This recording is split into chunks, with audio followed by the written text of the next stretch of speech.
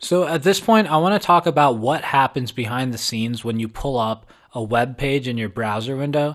This is a very important topic, so bear with me and try to stick with it and follow along as best you can. I don't expect you to fully grasp it right now, and we're going to bring this stuff up again down the line, but do your best to follow along, even if it starts to feel a little bit slow. When we pull up a web page like google.com or facebook.com, we get these pages back instantly, whether we pull them up from a bookmark or click a link or simply just enter the address here in the address bar. Now, there's actually a lot going on behind the scenes to get this actual stuff onto our screen, this stuff that we can see here. So this is how it works. We discussed the client-server relationship before. When you want to go to a certain web page, what happens is the browser on your computer sends out a specific request, and it's called an HTTP request. And that's basically like a digital text message. And we say HTTP because that text message is just formatted in a specific way. So as long as it's formatted in this way, it gets categorized as an HTTP request. And the good thing is, because it's formatted this way, other computers on the internet will know what to do when they get these requests.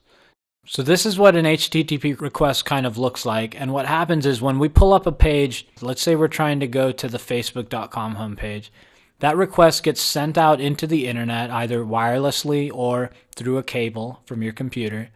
And remember, the internet is just a network of computers that are all connected together either with wires or connected wirelessly through radio waves, right? That HTTP request gets sent out and it looks for another computer somewhere on the internet that has a particular address. So when we type in something like facebook.com, that really translates into an address, which is a set of numbers and dots. And when it finds a computer that's associated with that address, what happens is that computer, which is called the server in the client-server relationship, catches that request and figures out what to do from there. A process begins. Then it finishes that process and sends back a response. And that response is what we're seeing right here in our browser window. That's the HTML that comes back to us. Okay? So the blue header at the top of this Facebook page and the light blue underneath it and these form fields and this text, all of this stuff is what we call the HTTP response. That's what comes back to us. The HTTP response looks like this. It's got some information at the top, and then all of the HTML that needs to be loaded up in our browser window kind of comes below it in the body of the response.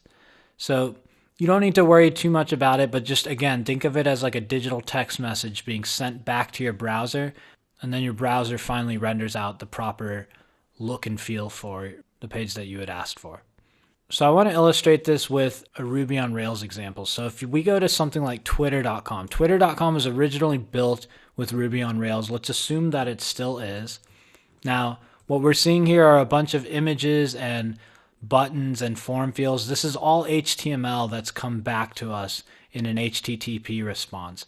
So when I hit enter after putting twitter.com in the address bar, a lot actually happened before all of these images and HTML came back to us. So let's break this down. What exactly happens?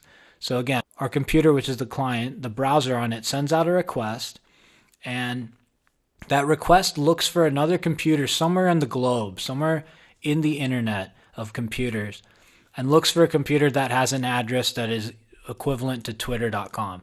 Now remember, these domain names just translate into some numerical address. So twitter.com might translate into something like 198 dot something else, but you don't need to worry about that. The computers will handle that.